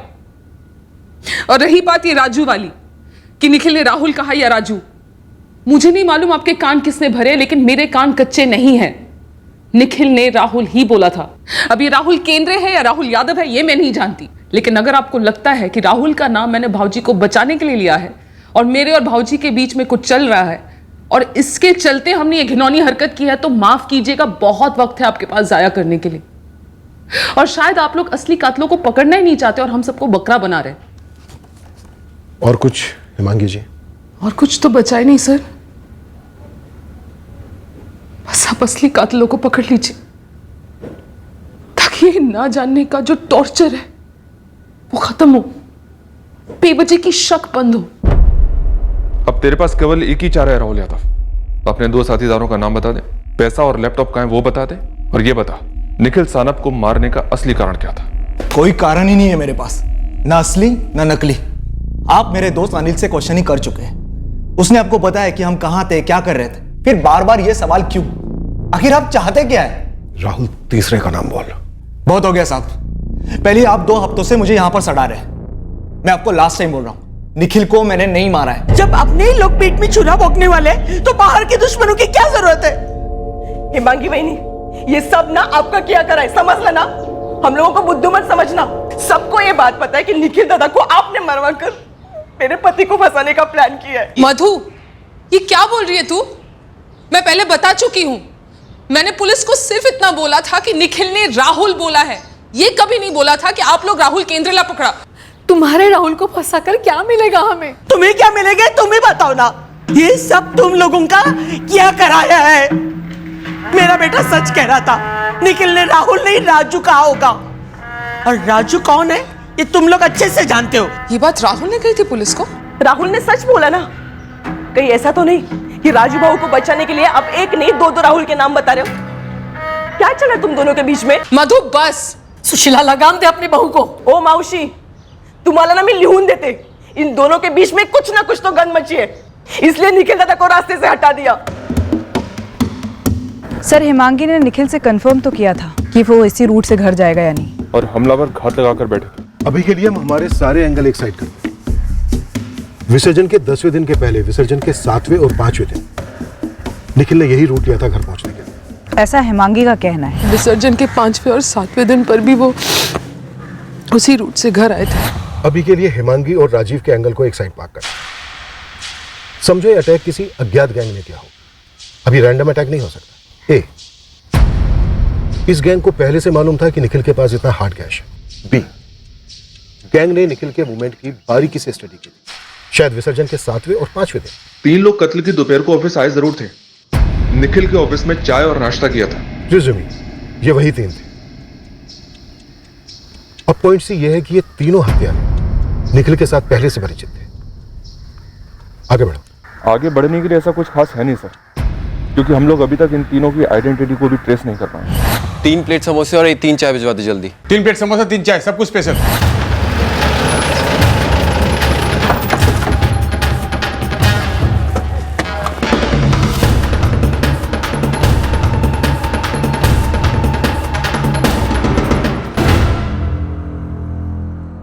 निखिल के रूट की स्टडी की शुरुआत यहीं से की गई होगी। शाम के इसी वक्त उसका क्लोजिंग टाइम होता था। शायद वो तीनों पहले से मोरी चौक पे मौजूद नहीं होंगे, यहीं से पीछा करते हुए गए होंगे। चलो एक सेकंड के लिए मान लेते हैं कि हिमांगी जो कह रही है सही कह रही है कि निखिल ने राहुल कहा और 3 उंगलियां उठाई, तो क्या राहुल यादव ने निखिल पर अटैक किया? पॉसिबल है सर। निखिल ने राहुल यादव को अटैकर्स में पहचान लिया होगा। क्या फिर ये राहुल अटैकर्स में नहीं था पर उनके साथ कनेक्टेड था? मतलब सर, उसने 3 हमलावरों को इस चाय नाश्ते की दुकान में देखा हो जो राहुल यादव की है। या शायद वो तीनों राहुल यादव की दुकान में काम करते होंगे। होते हैं ऐसे रेयर केसेस जहां महीनों की इन्वेस्टिगेशन के बाद भी एविडेंस का एक कतरा भी हाथ नहीं लगता। सर, ये जो 2+2 करते हुए आपने जो एंगल सोचा था कि 3 लोग राहुल के रेस्टोरेंट में बैठे रहे होंगे, निखिल की मूवमेंट स्टडी की होगी, उसे फॉलो किया होगा, ये एक सेंसिबल एंगल मालूम पड़ता है। 1-2 ट्रायल भी किए होंगे और फिर गणपति विसर्जन के 10वें दिन स्ट्राइक कर दिया। उस दिन शोर भी काफी रहा होगा और इससे अटैकर्स की और हेल्प हुई होगी। अटैकर्स ने पैसे और लैपटॉप छीन लिया था। अब या तो वो पैसों के पीछे थे और लैपटॉप बोनस था, या फिर वो लैपटॉप के पीछे थे और पैसे बोनस थे। उस वक्त तक हम मास्टरमाइंड तक पहुंच नहीं पा रहे थे, इसलिए हम उन हत्यारों के पीछे लग गए जो हमें उस मास्टरमाइंड तक पहुंचा सके। एक फोन का तो इतना मुश्किल से जुगाड़ हुआ है, 2 फोन का औकात कहाँ है साहब? उस शाम निखिल को ऑफिस से जाते देखा था तूने? हाँ देखे थे ना साहब, आपको बताए भी थे। तो फिर तूने उसके पीछे अपने 3 आदमी भेज दिए? हमने किसी को नहीं भेजा निखिल भैया के पीछे। और आप हमसे ऐसा काहे पूछ रहे हैं? प्रवीण के पिछले 1 महीने के एक कॉल को स्कैन करो, जरा सा भी शक हो तो उसे फॉलो करो। किसी से बात करनी पड़े, किसी को उठाना पड़े, सीधे ले आओ मेरे पास। सब छटा हुआ सुपारी वाला होता तो ठोक देता, या फिर तलवारी और रामपुरी से काम कर देता। ये लकड़ी से वार और फिर वो निखिल का बचना। प्रोफेशनल लोग नहीं हो सकते। नौसिखिए हो सकते हैं, या फिर कोई सुपारी वाला भी हो सकता है जिसने ये दिखाने की कोशिश की हो कि ये सुपारी नहीं थी। साहब, मुझे तो लगता है घर की मुर्गी घर ही पर हलाल की गई।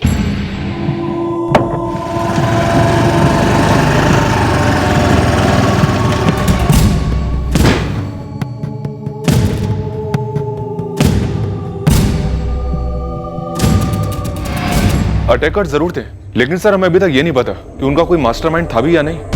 राजीव सानप का एंगल सबसे मुमकिन लगता है, पर कोई ब्रेक थ्रू नहीं है। वो इसलिए नहीं है क्योंकि सारे एंगल एक दूसरे की तरफ पॉइंट कर रहे हैं, कोई बाहर को पॉइंट ही नहीं कर रहा है, तो फिर कोई रास्ता ही नहीं बन रहा है। लेकिन अटैक तो हुआ है सर, और इस तरह के अटैक में आपस में फोन कम्युनिकेशन तो जरूर हुआ होगा।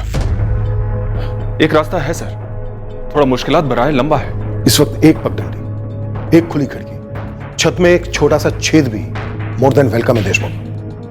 बोला, क्या रास्ता सोच रहे हो? सर, मर्डर वाले दिन का उस सारे रूट का डम डेटा निकलवाते हैं। सुरबाड़ा नाका, जहां निखिल का ऑफिस है, वहां से लेकर मोरी चौक और तीर्थवाड़ी वाला रास्ता जहां निखिल पर अटैक हुआ। 10वें दिन का विसर्जन, हजारों लोगों के फोन ऑन रहे होंगे उस इलाके में, फिर भी कोशिश तो की जा सकती है। लग जाते हैं।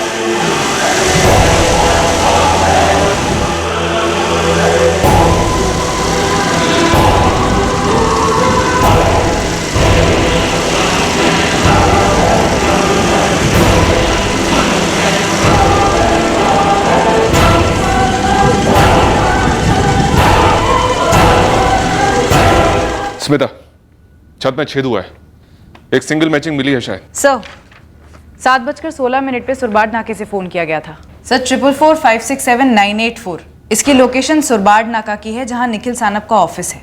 444 567 984 984। सर 444567984 इसी नंबर से 444989098 पे 7:16 को कॉल किया गया सर, जो कि मोरी चौक में मौजूद था। 444989098 098 7:16। इस नंबर की लोकेशन 7:28 पर सुरबाड़ नाका से निकलकर मोरी चौक पहुंचती है और इस नंबर से मिलती है। सर निखिल के इंस्ट्रूमेंट लोकेशन ट्रैकिंग के लॉग में उसकी लोकेशन 7:23 पर मोरी चौक पर थी। मतलब यह अनुमान लगाया जा सकता है कि अटैकर का यह नंबर निखिल के मोरी चौक पहुंचने के 5 मिनट बाद पहुंचा होगा, जहां पर यह नंबर पहले से मौजूद था। सर ट्रैकिंग चार्ट शो करता है कि ये तीनों नंबर, निखिल का नंबर और ये दोनों अज्ञात नंबर एक ही डायरेक्शन में मूव कर रहे हैं, मोरी चौक से तीर्थवाड़ी की तरफ। मोरी चौक इलाके में उस वक्त 2103 सिम कार्ड एक्टिव थे और उसमें से इस वक्त हमारे पास ये 2 हैं जो हमारे रडार पर है। सर इन दोनों नंबर की डिटेल्स की रिक्वेस्ट डाल दी गई है।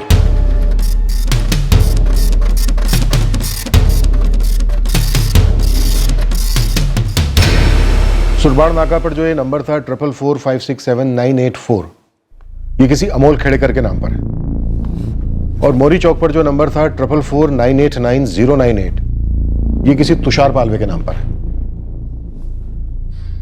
अमोल खेड़ेकर वाला नंबर 7:28 पर तुषार पालवे वाले नंबर को ज्वाइन करता है। सर ये दोनों आपस में रेगुलरली टच में रहे हैं, इसके सबूत इनके कॉल रिकॉर्ड्स में मिलते हैं। और ये किसी राकेश निगम के कॉल रिकॉर्ड से सर।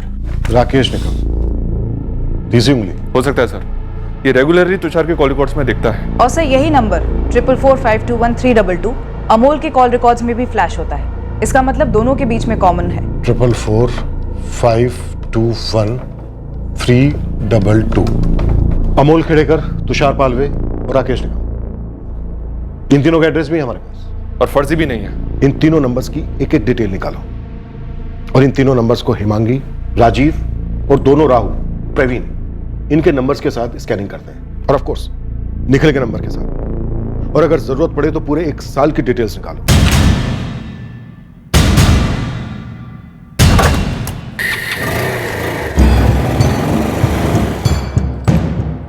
महादेव जी, ये जो फ्लैट है ना आपका, एकदम ड्रीम फ्लैट है, आपको देखते ही पसंद आ जाएगा।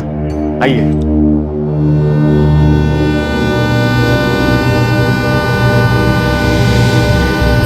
देख मधु, पहले ही मेरा दिमाग सटका हुआ है, अब तू भी मुझ पे शक करेगी ना तो मेरा कंट्रोल खत्म हो जाएगा। हमारे कंट्रोल का भी तो सोचो, हम पे क्या बीत रही है।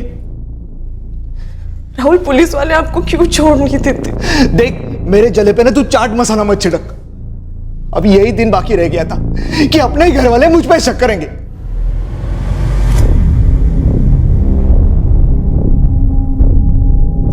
आपको हमारे रूल्स पता है ना, ठीक है? जहां पे क्रॉस किया वहां पे साइन कर दीजिए।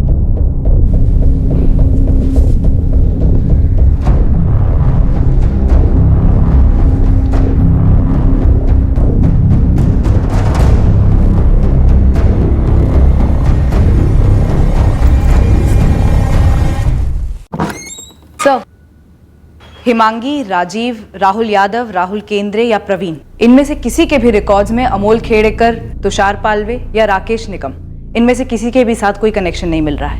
और इन तीनों की बैकग्राउंड रिपोर्ट आनी अभी बाकी है। जी सर। चलो इन तीनों की पूरी डिटेल रिपोर्ट आने देते हैं, फिर देखते हैं निखिल सानप मर्डर केस में इन तीनों का क्या कनेक्शन बनता है या फिर नहीं बनता है। सब number 1 connection Amol Khedekar, DTP की दुकान में काम करता है। सब नंबर 2 कनेक्शन राकेश निगम, स्टेट एजेंट के पास काम करता है, लोगों को घर वर दिखाता है। लेकिन ये राकेश निगम तो तीसरा है ना, बीच का दूसरा कहां गया? तुषार पालवे।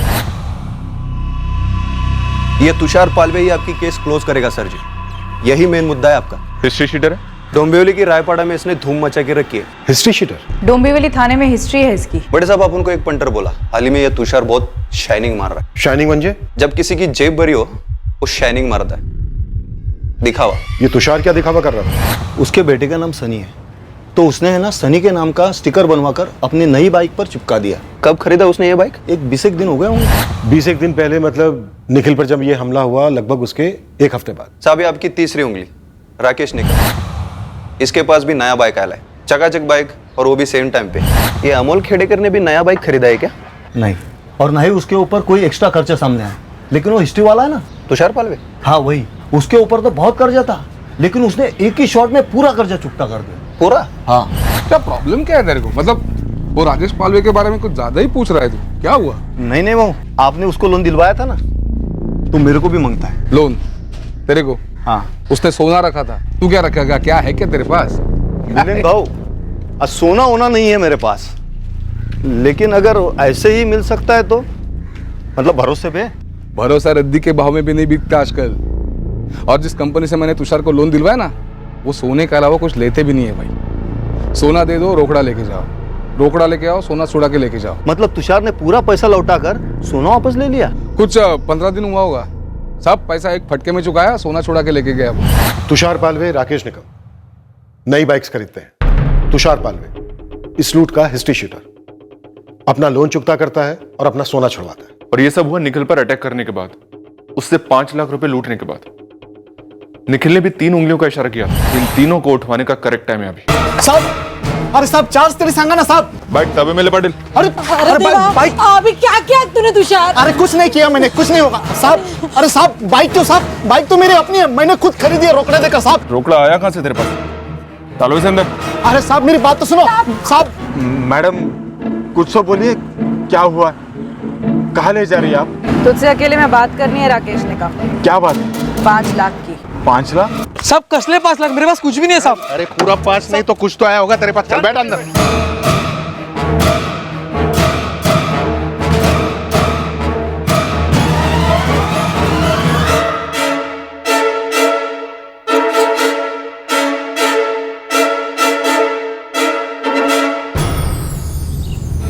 देखो भाई लोग, टेंशन नहीं लेने का, हम लोग सेफ हैं।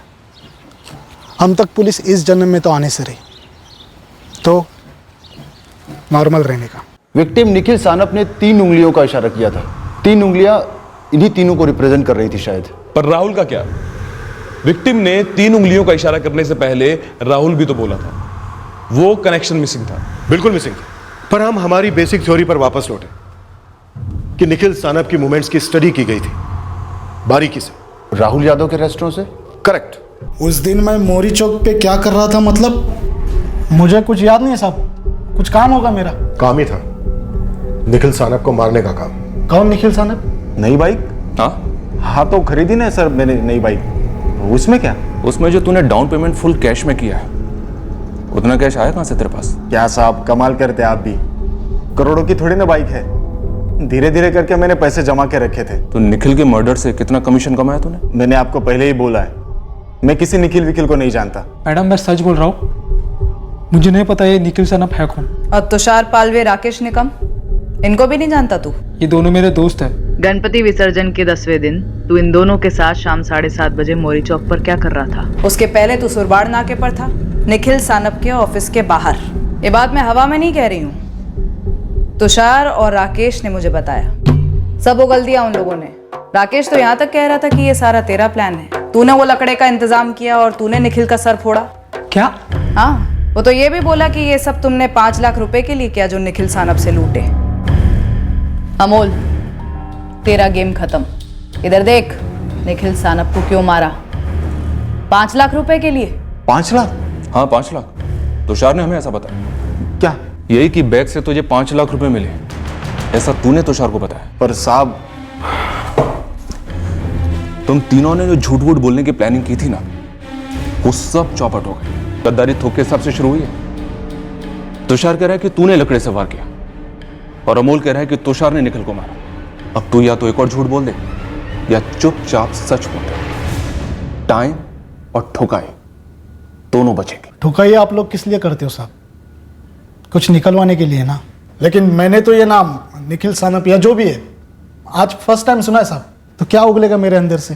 सिर्फ खून, जो आप लोगों को कोर्ट में भारी पड़ सकता है साहब। पुलिस को कोर्ट की धमकी देकर एक हिस्ट्री शीटर होने की इज्जत रख ली तूने। वैसे तो कोर्ट यहाँ से 1 ही किलोमीटर दूर है, पर तुझसे ना कई मीलों दूर है।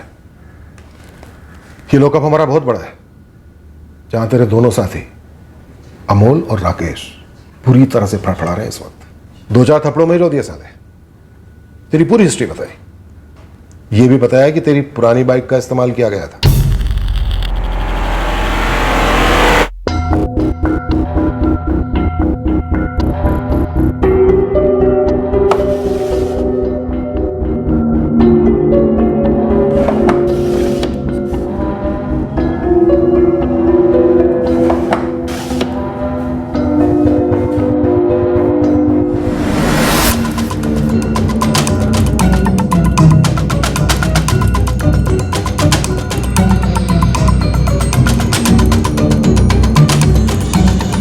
कई बार आते चाय पीने के लिए। 2-3 हफ्तों से लगभग वो रोज आते थे, चाय पीते थे, नाश्ता करते थे और फिर चले जाते थे। इसीलिए हम उन्हें जानते हैं साहब। देख प्रवीण, दिमाग पर अच्छे से जोर डालकर हमें बता, ये लोग जिस दिन निखिल पर अटैक हुआ उस दिन भी आए थे चाय पीने? हाँ साहब, वो आए थे, वो वहीं बैठे थे साहब, मुझे याद है। अरे राहुल, 3 प्लेट समोसे और 3 चाय भिजवा दे जल्दी, स्पेशल। 2 मिनट दीजिए बस। है परवीन? हाँ भैया। निखिल भैया का ऑर्डर है, 3 प्लेट समोसा, 3 चाय, सब कुछ स्पेशल, जल्दी। हाँ भैया। और सुन, ये पार्सल भेज। रंजीत, 3 नंबर में पानी दे। अरे सुन, 3 समोसे और 3 चाय मलाई मारकर इसे पार्सल कर दे, ठीक है? और ये बात उस दिन दोपहर के लगभग 3 बजे के आसपास की हो? हाँ साहब, लगभग उतना ही बज रहा था। इसका मतलब सर, निखिल ने राहुल का नाम और 3 उंगलियों का इशारा ऐसी बात की तरफ किया होगा। शायद वो ये कहना चाहता था कि राहुल यादव की रेस्टोरेंट में बैठे थे ये तीनों, या फिर 3 उंगलियों का इशारा 3 बजे के लिए होगा। निखिल ने उन तीनों को पहचान लिया होगा अटैक के टाइम, और ये कहना चाह रहा होगा कि ये तीनों 3 बजे राहुल यादव के रेस्टोरेंट में बैठे थे।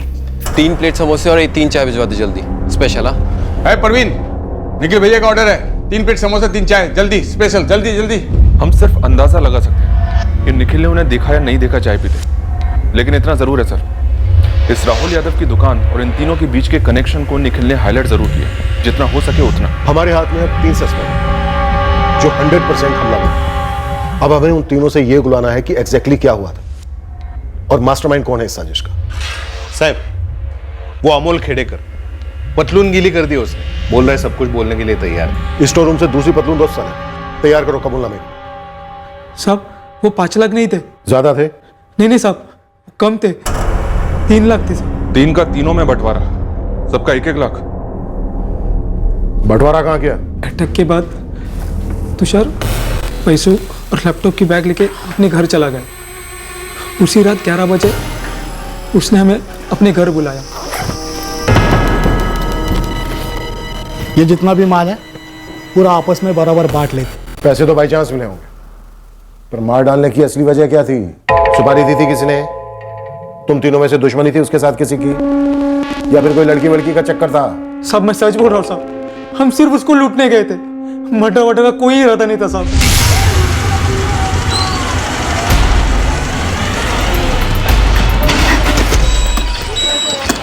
तो 2 हफ्तों से तुम तीनों राहुल यादव की दुकान पर बैठकर निखिल सानप की फील्डिंग कर रहे थे? हाँ साहब, हम उसका पीछा ही कर रहे थे।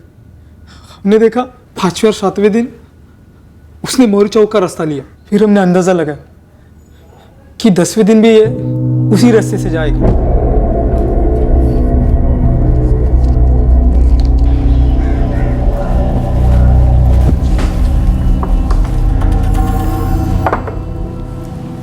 उसके दुकान में 3 लोग हैं, पैसे दे रहे हैं। आज कर डालते हैं, क्या बोलते हैं? आज शक्करपड़ा में सॉलिड बीड होगा। उसने 5वें और 7वें दिन उसने मौरी चौक का रास्ता पकड़ा था, और शायद आज उसी रास्ते से जाएगा वो। एक काम करते हैं, मैं और राकेश पहले से मोरी चौक पर रेडी रहेंगे। अमल तो यहीं पे रुक, और जैसे ही अपना हीरो दुकान से निकलेगा हम लोगों को फ़ोन करना, फिर तीनों मिलके उसको हल्का कर देते, तगड़ा माल लग जाएगा हाथ।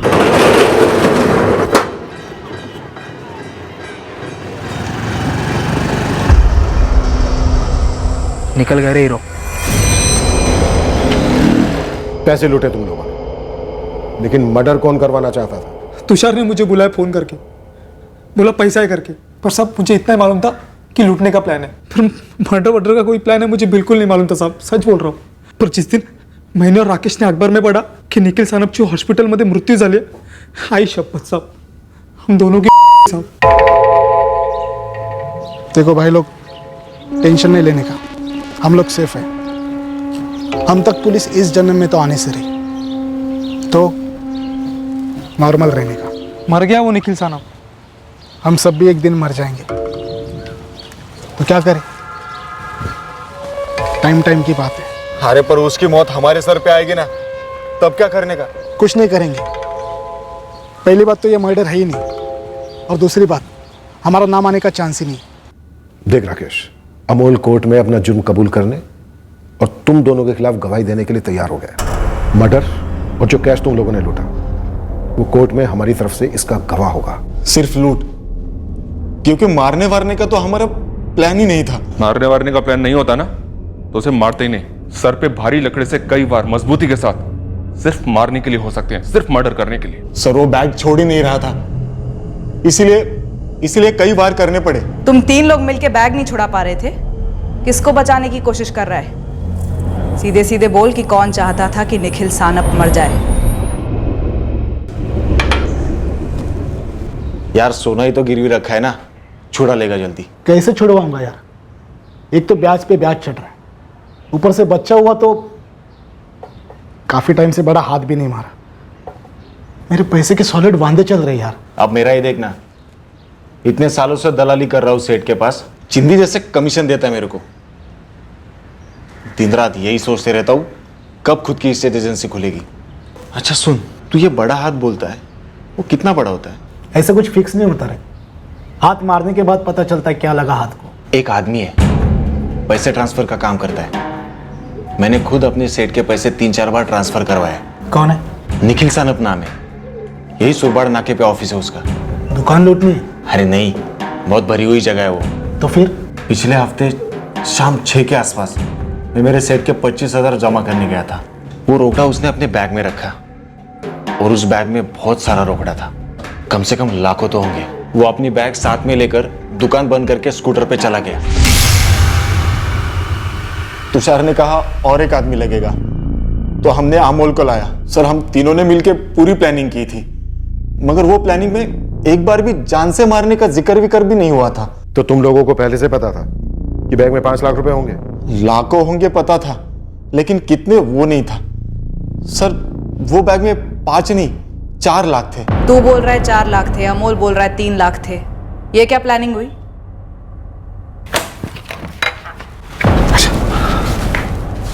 ये अमोल किधर रह गया? वो आ जाएगा, तू बैठ.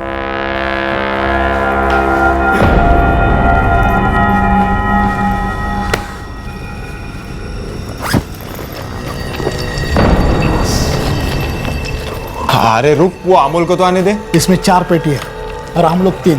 हाँ तो 1,33,333 सब में बटेगा. या 1-1 लाख तीनों में, और तुझ में और मुझ में 50-50 एक्स्ट्रा. पर वो अमोल क्यों मानेगा यार? येड़ा है क्या तू? उसको कौन बताएगा? बोल देंगे बैग में 3 ही थे. सुन, तेरा और मेरा आइडिया था, पूरा काम हम दोनों ने किया. उसको एक दे रहे वही बहुत बड़ी बात है. तुम लोगों ने सिर्फ लूटने के चक्कर में एक बेकसूर आदमी को जान से मार डाला, और फिर आपस में भी गद्दारी की, लूट के पैसों को लेकर.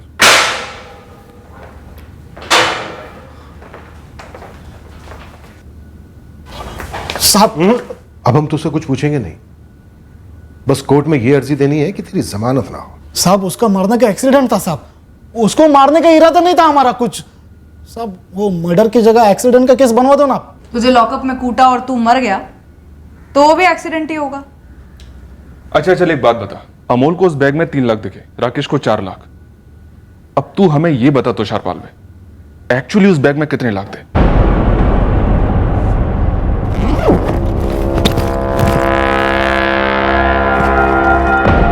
5 लाख थे साहब. तो 1 लाख रुपए तूने अपने लिए पहले से ही निकाल के रख लिए थे?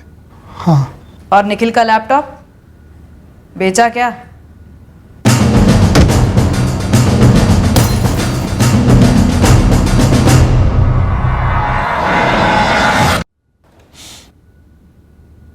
पैसों वाला खाली बैग उन्होंने चला दिया और लैपटॉप तोड़ दिया. मतलब सर ऐसे ही बस लूटने के लिए उन्होंने अटैक किया? जी, लेकिन निशाना बनाकर, पूरी प्लानिंग के साथ. निखिल ने जो कहा राहुल और 3 उंगलियों का इशारा किया वो बिल्कुल सही था। शायद निखिल के कहने का मतलब था कि राहुल यादव की दुकान पर बैठे 3 लोगों ने उस पर अटैक किया। हालांकि ये बात कभी 100% कंफर्म नहीं हो पाएगी। हो सकता है निखिल ने उन्हें कई बार वहां बैठे देखा हो, जहां पर बैठकर वो निखिल पर नजर रख रहे थे।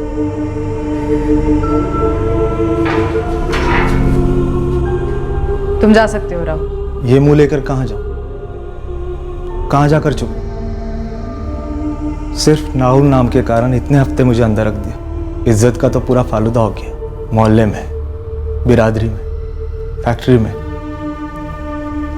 अब ये सब कौन भर के देगा मुझे? हालात ही कुछ ऐसे थे। राहुल नाम आया था, निखिल के साथ तुम्हारी अनबन थी। अब आप 2-3 दिन हमारे रेस्टोरेंट में आके बैठो, देखो कस्टमर लोग कैसे चीर फाड़ करते हैं हमारा।